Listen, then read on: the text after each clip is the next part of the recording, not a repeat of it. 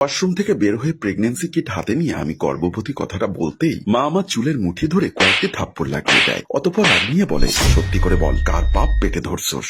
বল, এই কাজ কার সাথে করেছিস? তুই আমার মেয়ে হয়ে কিভাবে? ছি! শুরুটা এমন ভাষায় করলেও শেষটা খুবই খারাপ ভাষায় করে। অকথ্য ভাষায় গালি দিয়ে আমাকে বারবার আঘাত করতে থাকে আর জিজ্ঞাসা করে, বল, কার সঙ্গেই কুকাম করেছিস? প্রতিবারের মতো আমি একই জবাব দিই, আমি কিছু করিনি। আমি জানি না এটা কিভাবে হলো। সত্যি মা, আমার সাথে কারো কোনো সম্পর্ক নেই। আমার কথা মা বিশ্বাস করতে পারল না। হাতে গর্ভবতী হওয়ার প্রমাণ নিয়ে কেউ নিশ্চয়ই এ কথা বিশ্বাস করবে না, কিন্তু সত্য এটাই, আমি আমার সজ্ঞানে কোনো ভুল কাজ করিনি। আমি বারবারই একই কথা বলে যাচ্ছিলাম। মা রেগে মেগে আমার দিকে তাকায়, অতঃপর চলে গেল। কতক্ষণ ঘরের মধ্যে হওয়া আমার এবং মায়ের কথা চাচি শুনতে পায়। চাচি খেপে গিয়ে মাকে বলে, এসব কি শুনতাছি? তোমার মাইয়া এত বড় অঘটন ঘটাইলো? মা ফোন করে বাবাকে সবকিছু বলে আর বাসায় ডাকে। তাড়াতাড়ি বাসায় আসতে বলে। অনেক চিৎকার চেঁচামেচি করে। এদিকে আমি বসে হাউমাউ করে কান্না করে দিয়েছি। আমি জানি না এটা কিভাবে হলো। আমার তো কোনো ছেলের সঙ্গে সম্পর্কও নেই। তবে আমি গর্ভবতী কিভাবে হলাম কিছুতেই আমার মাথায় আসছে না। আমি কিভাবে প্রেগনেন্ট হতে পারি? এসব আকাশকুসুম ভাবছিলাম। বাবা হন্তদন্ত হয়ে বাড়ি ফিরে আমার দিকে ছুটে আসে।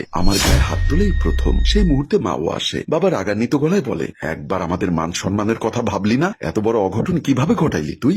বাবা, আমি কিছু করিনি। আমি ভয় মিশ্রিত গলায় বললাম। আমার কথা শুনে বাবা বলে, তুই কিছু করিসনি, তবে এমনি এমনি পেটে বাচ্চা চলে আসলো নাকি আমাদের বাচ্চা ভেবেছিস তুই? আমি জবাব দিতে পারলাম না। বাবা রাগান্বিত গলায় বলে, লোক জানার আগে তুই সেই ছেলেকে বাড়িতে ডাক। যত দ্রুত সম্ভব আমি বিয়ের ব্যবস্থা করছি। বাবার এই কথা শুনে চাচি রাগ নিয়ে এসে বলে, আপনার মেয়ে বিয়ার আগেই এমন অঘটন ঘটাইলো, আমাদের ঘরের ইজ্জত ডুবালো, আর আপনি তারে কিছুই বলবেন না ভাইজান? উল্টো এই ছেলের সাথে বিয়ে দিতে চাইছেন? যেই ছেলে বিয়ার আগে এসব করে সেই ছেলে কি ভালো হইব? এখন আর কি করার আছে?